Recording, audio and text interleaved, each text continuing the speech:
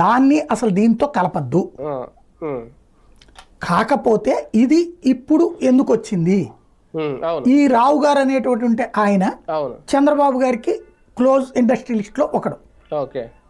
ఇప్పుడు గంగవరం పోర్ట్ అయినా ఈ పోర్ట్ అయినా ఇవన్నీ పోర్టులకు సంబంధించిన ప్రైవేట్ యాజమాన్యాలకి ఎలా సాగింది. ఇప్పుడు మీరు ఒకసారి గుర్తుకు తెచ్చుకుంటే గంగవరం పోర్టు భూసేకరణ టైంలో కాల్పులు జరిగినాయి. రాజశేఖర రెడ్డి ఆ పోర్టుకు వ్యతిరేకంగా ఉద్యమం చేశాడు.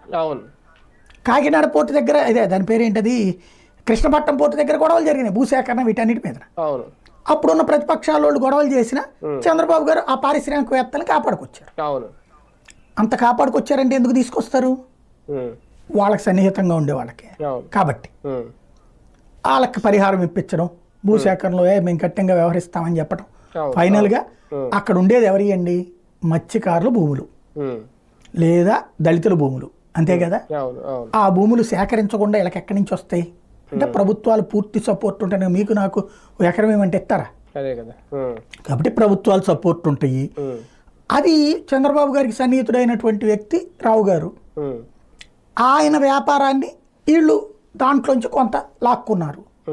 అరబిందో ఆయన చెప్పినట్టే 100 రూపాయలు ఇవ్వాల్సిన చోట 30 రూపాయలు 40 రూపాయలకు సరిపుచ్చే ప్రయత్నం చేశారు. తద్వారా